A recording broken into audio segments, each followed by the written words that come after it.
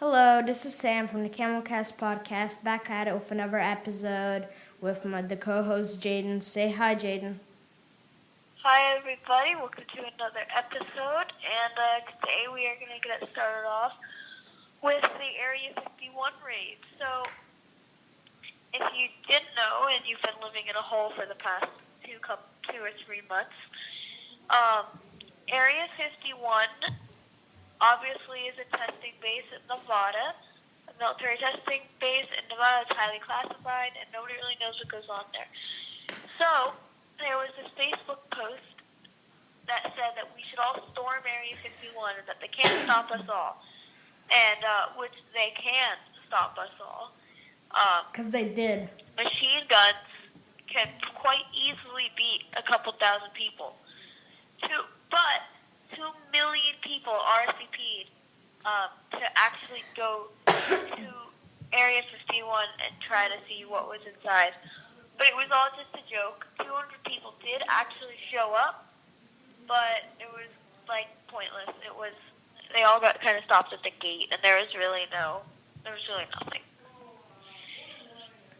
Yeah. So Sam, what are your thoughts on how really nobody showed up? It's kind of funny.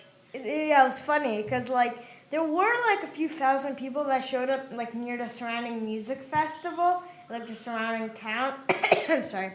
But yeah, only a few hundred people actually showed up at the gate, and it was funny because it was gonna be a grand picture of them all, storming the palace or whatever. But then the guards were like, "No, you can't come in, or we'll shoot you." And everyone was like, "Okay." And they just sat there waiting in their alien costumes. I think a few people got arrested, a few Naruto runners. They got dangerously close, and they were actually arrested before the raid was supposed to happen. But yeah, it's kind of disappointment for all the memers and weeaboos because it didn't go as we expected. But next time it will be better.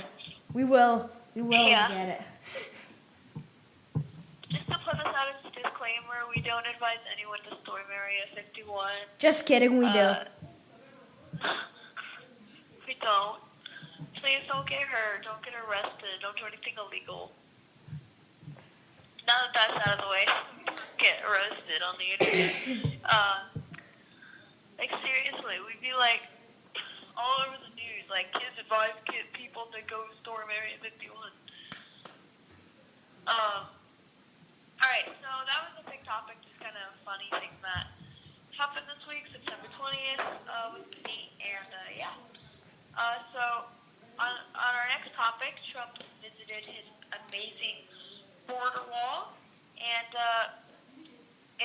can't keep his mouth shut. So basically, he went down there, he was on a fundraising campaign in California and everything, and he took a break and went down to the border wall to see what was going on there. So basically, sorry, some facts about the border wall. He said it's designed to pull in heat so that if you touch the wall, you'll get hurt, basically, because it's so hot. And he was saying nobody's going to ever be able to climb the wall. And it's so stupid. Does he realize that there's this thing that was invented a very long time ago, and I know it's hard for him to process this? There's this thing, it's called a ladder. Yeah. Oh, so crazy. And it's interesting that more than 50% of illegal immigrants, they came here on planes, and they just overstayed their visas. So the border wall, it's probably not going to stop planes, just saying. So, yeah. And some other facts that he said is it's really protective and everything, and it's you can't dig through it. And then, this is the funny part. So actually, there's two funny parts. The first one, he took a Sharpie and went up to the wall and signed his name on the wall. His magic Sharpie. r/facepalm. I know it's magic Sharpie. He used it. Sign the wall. Oh my god. And then, I think this is the most funny part of all of it. So, he basically was talking about this other feature where if anyone tries to break the wall, there's wiring so that they'll know and it'll alert border security. was like, this border officer was there, and he was like, this border officer could talk about it a little more, and then he was like, I would rather not speak about this, and I think there is some intention to keep this information classified. And it was the nicest way to say, basically, shut the frick up. Because he was it was basically not supposed to be known, because it was like a weakness to the wall, because I don't think it actually works. So, yeah, that's just an assumption that I got, that it probably doesn't actually work very well, but who knows? And it's pretty funny that he was spilling out classified info. Yeah, it was. So right now, we'll move on to our next story. Actually, before that, let's have a little bonus story. The NYC climate strike. So basically, tons of kids are not going to school, and tons of people, adults, are not going to work because of the climate crisis. And Greta Thunberg has went to New York City, and she has, spoke about it to everyone who's on the strike. So what are your thoughts about this, Jaden? It's great. It's like we're doing something, and we're striking about climate change. Not gonna lie, I think while it does work, I think it's not the most effective way to protest climate change, because a school or your job isn't directly affecting climate change. Maybe the way is to not buy gas, or to drive less, or something like that. Like, maybe the best way to protest the climate issue is to protest the people that are directly the things that are directly in fault for it. So that's anything fossil fuel related. That's anything that gives out carbon emissions. So maybe that's smarter. But I mean, I think it's great that we're striking and protesting because of climate change. That we're protesting climate change and all this type of thing. But I just don't know if that's the best way to protest for this. Yeah, because when I think of strike, I more think labor unions protesting, big corporations that pay them unfairly. I don't really think of strike as, protesting climate. When protesting climate, I think huge crowds of people on a weekend just gathering around a fossil fuel corporation or a government, and then they protest the climate, because a strike isn't necessarily going to help it. So, yeah. So another bonus story, there was a UFO in 2017 there's video taken of it and everything. Officially, the Navy has officially said that they have no clue what that object was. So basically, in 2017, there was a UFO spotted, and very recently, the Navy was confirmed, hey, we don't actually know what this is, and so they're further investigating and trying to see what's going on. So, just kind of a small story, not much about it. I don't know much about it, but it was just kind of a cool fact that I saw on the news. So, next story, Sam, what is our next story? So right now we have actually another bonus story. Sorry, Jaden, I keep doing these just to fill up the time. So, basically, Houthi rebels from Yemen, they strike up a Saudi oil field. They'll talk about this because I'm Mr. Foreign Policy Man on the show. So, yeah, basically, Houthi rebels from the Yemen civil war who are being massacred and genocided? It doesn't matter.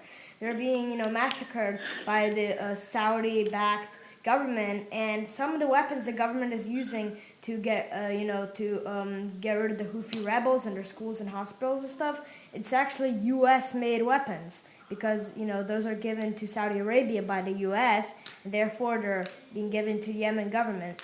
So in return for all the carnage that the Yemeni government has caused on the Houthis and their children and the hospitals and the schools, all they done, they decided to strike up some Saudi oil fields with a bomb that was made by Iran, their supporters and funders. So basically, they struck an oil field, no big deal. No one got hurt, even though oil prices did surge up. And everyone in the U.S. media in Iran was talking about oh my God, this is terrible. Saudi Arabia must do something about this. Iran's awful. Iran's bad. They had no right to do this, even though they completely, miss all the terrible things that Saudi Arabia has done to the Houthi rebels. And even as John Bolton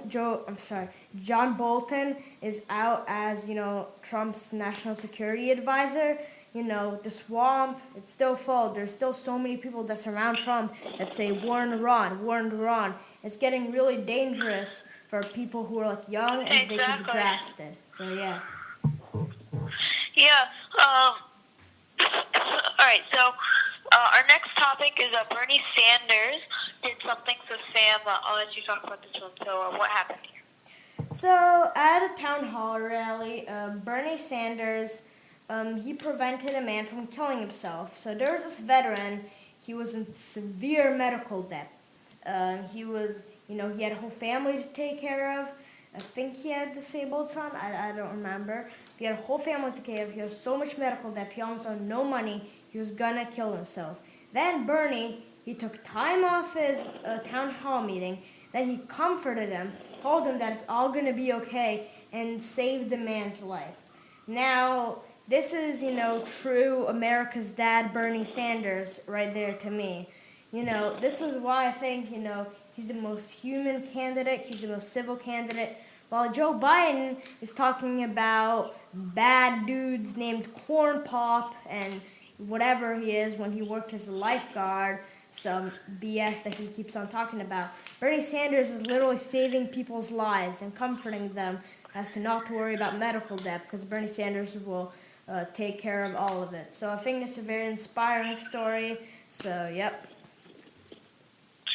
Yeah, that's amazing that he was able to save somebody's life, and my props go to that guy, that man, and I hope he gets out of his medical debt. And that's a huge problem in America. Nobody should be in medical debt. Come on, doesn't anyone have a soul here? Yeah, and people from other countries in Europe, they're like, what's medical debt? What are you talking about? We in Europe, we have free healthcare. So, yeah. I don't understand. It's how is private healthcare companies benefiting you? All it's doing is making it more difficult in so many ways for you, and it's basically what private healthcare is doing is it's making the private healthcare insurance companies money and doing a disservice to yourself.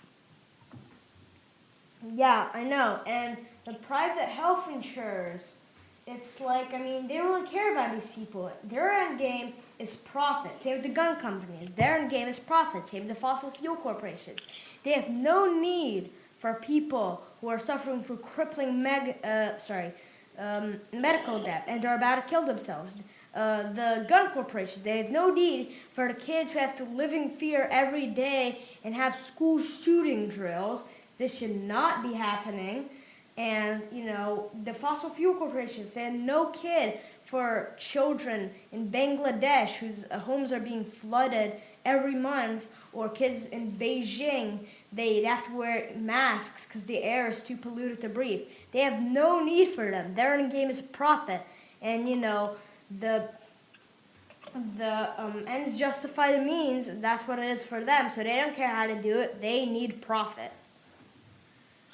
Yeah, that's everyone's so concerned about money. I wish people were more concerned about other things than money. It's just a greed. There's so much greed. It's everyone's I need money, money, money. Nobody can be I want money, but let's worry about humanity to make sure we actually have a chance in this world and we're not gonna go extinct because of climate change. Yeah, so basically, I have one more bonus story. I'm super sorry, Jaden. He was not prepared for this. He is sad now. So basically, the FDA banned all flavored e-cigarettes and vapes, all flavors other than tobacco and menthol. So first, what are your thoughts on this, Jaden? I mean, I'm firmly against smoking, and obviously, and I think basically everyone is, but I'm also not against the prohibition of smoking because let's look at what happened. Let's compare the prohibition of alcohol to a possible prohibition of smoking. Nobody's actually thinking about really a prohibition of smoking, but I'm thinking hypothetically if it did eventually happen, like what I think would happen. I think it'd be very simple, similar to the prohibition of alcohol, because in both cases, it's a problem. There are people who are addicted to alcohol. There are people who are addicted to smoking. There are people who love alcohol. There are people who love smoking. And what happened in the prohibition of alcohol? Well, people found ways to get it illegally, and it became an even bigger problem than it was. And I think it's the same thing would happen. Yeah, so basically, here's the thing. I am personally against smoking or vaping. I don't kind of do that stuff, except marijuana. That's a different story. So basically, I'm against, smoking, vaping, anything like that. But I don't necessarily think the government should tell me what to do. I think I should make my own individual decisions. And people who want to smoke or vape, who cares? Do what you want. I'm not going to do it. So I think the government should really, tell you what you can and can't do. Because I think I want to have my individual rights and individual liberties, whether I'm going to exercise them or not. Exactly. And I think that the prohibition of smoking would lead to, I think that the government, in order to at least attempt to minimize the damages to humanity from smoking and tobacco products like e-cigarettes and vaping and tobacco and just smoking, I think the best thing is to commonly air government-funded anti-smoking commercials and commonly promote the anti-smoking organizations like Truth, and offering a good rehab program, like a publicly funded rehab program to get you off smoking and to help with addiction. Yeah, and, whenever I argue about people with this, I also bring up the same argument that during Portugal in the 70s, Portugal had a huge heroin crisis. It was illegal, but everyone was addicted. So what Portugal did? They did the exact opposite of what you would think they do. They legalized heroin. They legalized the drugs. They made it all legal. So then the people seeked rehab programs because they knew they wouldn't get in trouble.